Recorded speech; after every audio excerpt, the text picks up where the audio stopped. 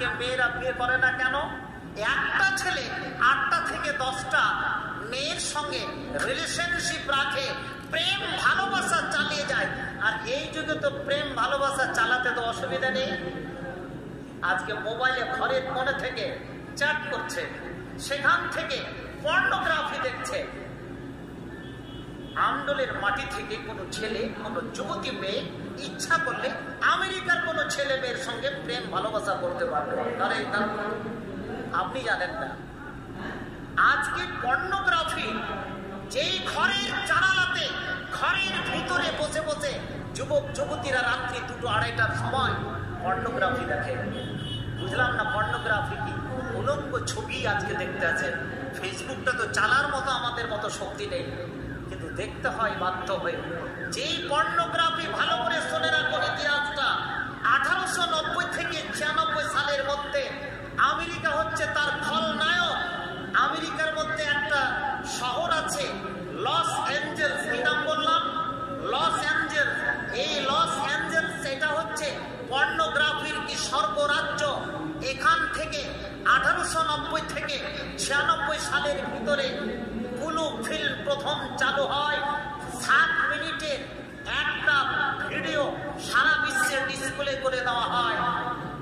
তাতে সারা বিশ্বের মানুষ তাতে অ্যাডিক্টেড, আসক্ত হয়ে যায়।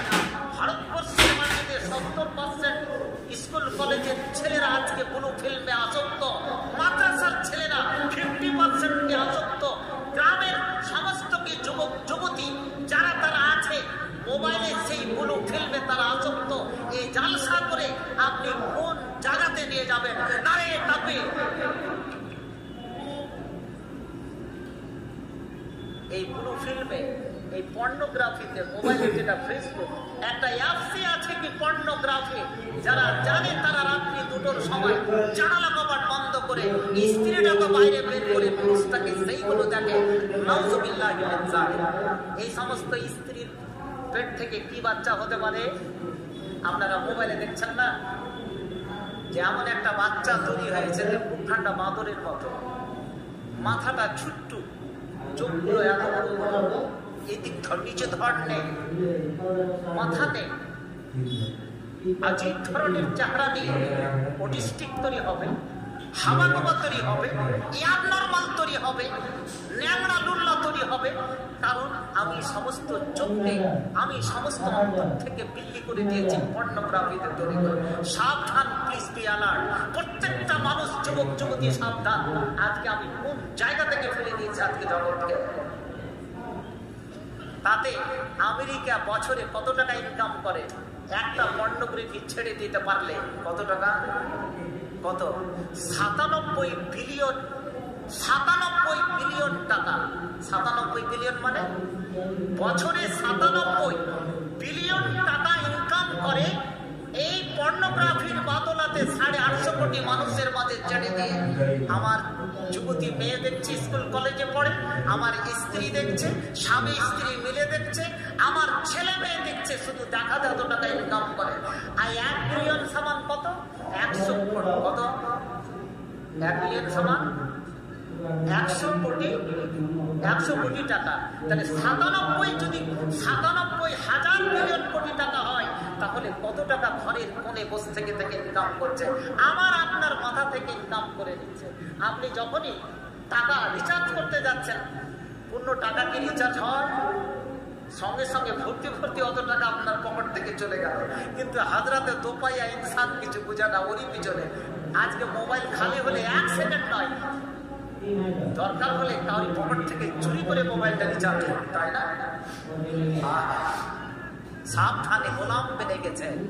আজ কোন জায়গাতে কি বক্তৃতা আপনাদেরকে শোনাবো, সবই জিনিস শেষ হয়ে গেছে। বক্তৃতা শেষের দিকে টানছে। তার কারণ যে জায়গাতে আমরা অবস্থান করছি, এই অবস্থানটা অত্যন্ত খারাপ জায়গাতে। মেয়েরা কোনো সোনার কোদল নয়, মেয়েরা হচ্ছে সোনার কোদল, রূপার কোদল। এই কোদল দিয়ে কোনো মাটি কাটা যায় না। অতএব তাকে বাড়ির ভিতরে তুমি রাখো, তুমি বাইরের জগতে তুমি পরিচিত করায় না। কোনো পুরুষ যদি আজকে স্ত্রী তার ছেলে মেয়েকে ছেড়ে দেয়, সে হলো কাপুরুষ, সে দায়ুস তাকে বলা হয়েছে হাদিসের কথায়। জান্নাত কোনদিনই পাবে না। আরে তাকবীর। নাড়াটাও দেয় না, মুখটাও নড়ে না। নারে তাকবীর, খেতে দেয়নি কি কেমন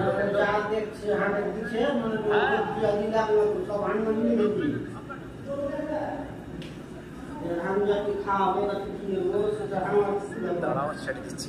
হ্যাঁ, তো শোনেন, কথাটা হচ্ছে কি, আজকে স্ত্রীটাকে যদি আমি ক্ষেত খামারি মনে করি, মেয়েদেরকে, মেয়েরা কি ক্ষেত খামারের জিনিস? ও তো নিজেই ক্ষেত খামার। তাহলে আমি ওকে ক্ষেত খামারের কি কোনোদিন কাজ করাতে পারি কি? এই যুক্তিটা শোনো, মেয়েদেরকে ক্ষেত খামার বলা হয়েছে। কিসের ক্ষেত খামার? বাচ্চা উৎপাদন করার একটা কেন্দ্র। এ হচ্ছে বাচ্চা উৎপাদনের একটা ক্ষেতি। বাচ্চা সেখানে করে পাওয়া যাবে। কোনো মেয়েকে কোনো ক্ষেত খামারে গিয়ে কিছু পাওয়া যাবে না। অতএব তাকে কোনো ক্ষেত খামারে কাজ দেওয়া যাবে না। আর এটা দিলে কি অন্যায় হবে ওই মেয়েকে কাজ দিয়ে? কারণ বলা হয়েছে কি, মেয়েদের, তোমাদেরকে, মেয়েরা হচ্ছে তোমাদের ক্ষেত খামার, খেতি। এখানে করে কোনো জব, গম, বাদাম, ধান উৎপন্ন হবে না। এখানে উৎপন্ন হবে ছেলে, এখানে উৎপন্ন হবে কি মেয়ে। 5টা 10টা পৃথিবীর বাগান সে কি রচনা করবে। অতএব এই ক্ষেত খামার দিয়ে তুমি কিনা অন্য কোনো ক্ষেত খামারের কাজ করায় না। আহা, তাহলে এর থেকে আমাদেরকে বিরত থাকতে হবে প্রিয় ভাইরা। আর শেষ পর্যায়টা কি কথা বলছি, যে জায়গাতে আমরা নিয়ে গেছি কি মেয়েরাকে, যে জায়গাটাতে মাঠে নামিয়ে দিয়েছি, এই মাঠে ঘাটে নামিয়ে দেওয়ার জন্য আমরাই অনেকখানি দায়ী। একদিকে কি কংগ্রেসের শাসন ছিল, তারপরে বামফ্রন্টের 35 বছরের শাসন আসলো। এই যুগে এসেছে কি মেয়েদের শাসন, মেয়েদের রাজত্ব।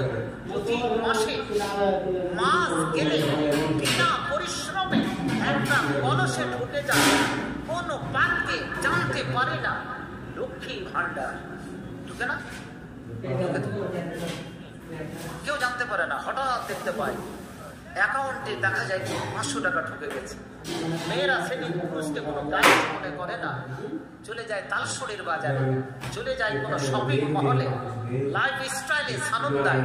সেদিন বাজারটা শ্বাস ফেলে করে, মনের যা খুশি তাই করে। 500 টাকা সেদিন বাজার করার পরে 30 দিনের মধ্যে 29 দিন ওই মেয়েকে কে খাওয়াবে? লক্ষ্মী ভান্ডার না পুরুষটা? বুঝাতে পারলাম না। লক্ষ্মী ভান্ডার বন্ধ হতে চলেছে, হাইকোর্টের অর্ডার সামনে বন্ধ। রেশন ফ্রি খুব খেলেন, ডিসেম্বর পর্যন্ত রেশন খাবেন, তারপরে ফ্রি বন্ধ।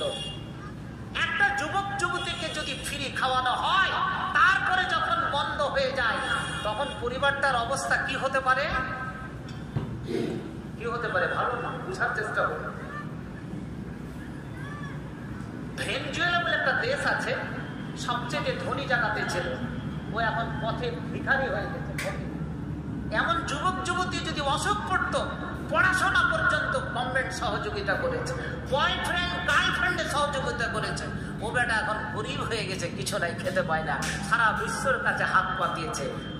পশ্চিমবাংলা সরকারের অবস্থাটা কি সেরকম অবস্থায় পৌঁছতে গেছে? কতদিন ফ্রি খাবেন? আল্লাহ রসুলের যুগে কিন্তু রেশন পাওয়া যেত। হাদিসটা শুনবেন, আল্লাহ রসুলের যুগে রেশন পাওয়া যেত। কি রেশন? সব হা করে আছে ভাই, হয়তো সেটাও ফ্রি পাওয়া যাবে কি যাবে। হ্যাঁ, ফ্রি পাওয়া যেত। হাজিরা হজ করে এসে আমাদেরকে 2-4টা খেজুর খাওয়ায় না, আর একটু জমজমের পানি কিংবা হয়তো জিদ্দার সমুদ্রের পানি নিয়ে এসে বিস্কুট খাইয়ে দিল। আমি কিন্তু জমজমের পানি মনে করে খেয়ে নিলাম, আমার গুনাহ খাতা মাফ হবে, বুঝবা হাদিস, তাই কিনা?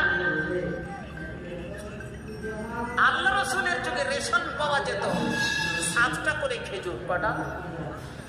7টা করে খেজুর পাওয়া যেত। এটাই আল্লাহ রসুল বলেছেন, যেই বাড়িতে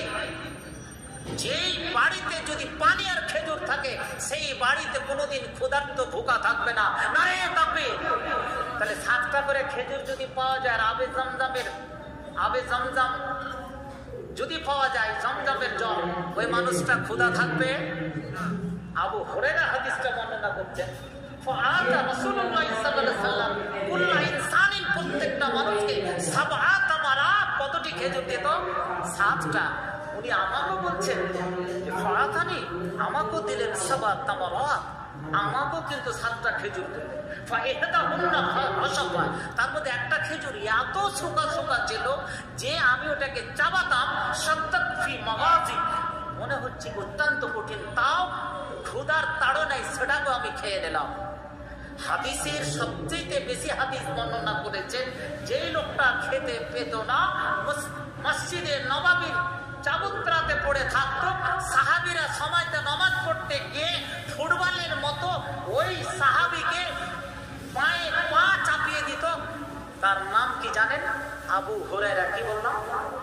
আবু হুরায়রা। পেটে দানা থাকতো না। সবচেয়ে হাদিস বর্ণনা করেছেন প্রায় 5000 নারে তাকবীর। কতটি হাদিস বর্ণনা করেছেন? 5000 হাদিস বর্ণনা করেছেন। এর চাইতে কোন সাহাবী বর্ণনা করতে পারেনি। খেতে পেত না, যার উপরে পা চাপিয়ে দেওয়া হতো, পড়ে থাকতো বেচারা। একমাত্র আল্লাহর নবীর দুয়ার বরকতে এতগুলো হাদিস কি বর্ণনা করেছেন। আবু হুরায়রার মতো সাহাবী যদি আজকে না আসতো, আজকে ইসলামটা অসম্পূর্ণ থাকতো। ও মা বোনেরা, আমার মায়ের মতো যদি স্ত্রী আল্লাহ রাসূল যদি না পেতেন, তাহলে 2500 রওয়ায়াত আজকে বর্ণনা করতে পারতাম না। ইসলাম অসম্পূর্ণ কি থেকে যেত। নারে তাকবীর। প্রিয় ভাইরা আমার, আর লম্বা করব না, মেলাগুলো কথা বলার ইচ্ছে ছিল। এসেছিলাম অনেক কিছু ইমোশন নিয়ে, আবেগ নিয়ে। এই আমডোলে এসেছিলাম তখন যখন আমি হয়তো চাকরি বাকরি পেয়ে না, চাকরি পেয়েও গেছিলাম। চাকরির আগেও এসেছি একবার এবং চাকরির পরও একবার এসেছি, কিন্তু আমডোলের লোক আমার সঙ্গে সেরকম ব্যবহার করেনি। তবে ক্ষমা চাইছি। তার মানে আমডোল মানে আমার টালবঙ্গরারই লোক। আল্লাহ আপনাদেরকে অনেক ভালো রেখেছে, বলুন আলহামদুলিল্লাহ। বলতে চাইছি রাস্তাঘাট আপনাদের কলকাতা শহরের মতো হয়ে গেছে। ধান গত বছরের তুলনায় এবার অনেক ভালো আছেন, বলুন আলহামদুলিল্লাহ। জোর করে বলুন আলহামদুলিল্লাহ। অতএব আল্লাহ আপনাদেরকে পরীক্ষা করছে। যেই করোনা ভাইরাসে 2.5 বছর ধরে যেমন মানুষকে জান নিয়েছে, তেমন ভাবে মানুষের ফসলাদি আপনাদের কাছ থেকে কে নিয়েছে। আজ আমরা অনেক আত্মীয় স্বজনকে হারিয়েছি। করোনা ভাইরাসের ওজনকে যদি 1 গ্রাম মনে করে যায়, 1 মণ 50 গ্রাম যদি মনে করা যায়, সেটাও কিন্তু কম। কিন্তু কথাটা হচ্ছে সারা পৃথিবীর চিত্রটাকে একেবারে কি পাল্টে দিয়েছে। আল্লাহ আপনাদের কি ফসলাদি দিয়েছেন, বিভিন্ন জিনিস দিয়েছেন। যা হোক, চলার সঙ্গে সঙ্গে মাত্র 5 মিনিট আপনাদের কাছে একটু আমি কি অনুরোধ করব,